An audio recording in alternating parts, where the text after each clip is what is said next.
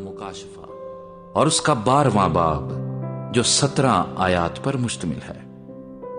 फिर आसमान पर एक बड़ा निशान दिखाई दिया, यानी एक औरत नजर आई जो आफताब को ओढ़े हुए थी और चांद उसके पांव के नीचे था और 12 सितारों का ताज उसके सर पर।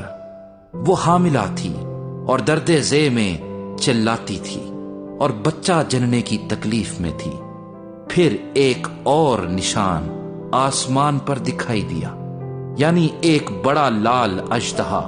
उसके 7 सर और 10 सींग थे और उसके सरों पर 7 ताज, और उसकी दुम ने आसमान के 3 सितारे खींचकर जमीन पर डाल दिए।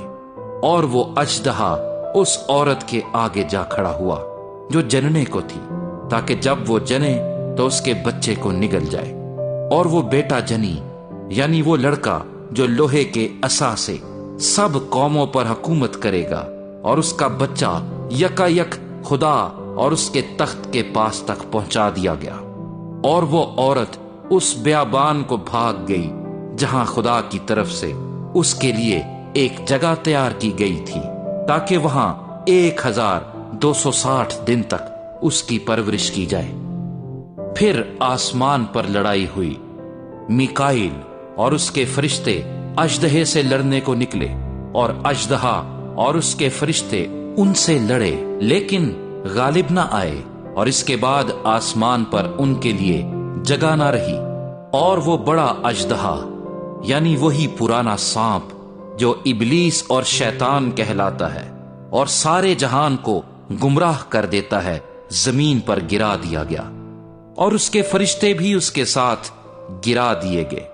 फिर मैंने आसमान पर से ये बड़ी आवाज आती सुनी कि अब हमारे खुदा की नजात और कुदरत और बादशाही और उसके मसीह का इख्तियार जाहिर हुआ, क्योंकि हमारे भाइयों पर इल्जाम लगाने वाला जो रात दिन हमारे खुदा के आगे उन पर इल्जाम लगाया करता है, गिरा दिया गया।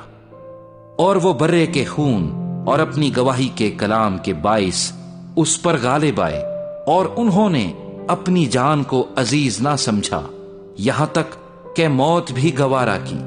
बस ए आसमानों और उनके रहने वालों, खुशी मनाओ। ए खुशकी और तरी तुम पर अफसोस, क्योंकि इबलीस बड़े कहर में तुम्हारे पास उतर कर आया है, इसलिए कि जानता है कि मेरा थोड़ा ही सा वक्त बाकी है। और जब अजदहा ने देखा कि मैं जमीन पर गिरा दिया गया हूं, तो उस औरत को सताया जो बेटा जनी थी, और उस औरत को बड़े उकाब के 2 पर दिए गए, ताकि सांप के सामने से उड़कर बियाबान में अपनी उस जगह पहुंच जाए जहां एक जमाना और जमानों और आधे जमाने तक उसकी परवरिश की जाएगी। और सांप ने उस औरत के पीछे अपने मुंह से नदी की तरह पानी बहाया, ताकि उसको इस नदी से बहा दे। मगर जमीन ने उस औरत की मदद की और अपना मुंह खोलकर उस नदी को पी लिया जो अजदहा ने अपने मुंह से बहाई थी। और अजदहे को औरत पर गुस्सा आया, और उसकी बाकी औलाद से जो खुदा के हुक्मों पर अमल करती है और यीशु की गवाही देने पर कायम है, लड़ने को गया।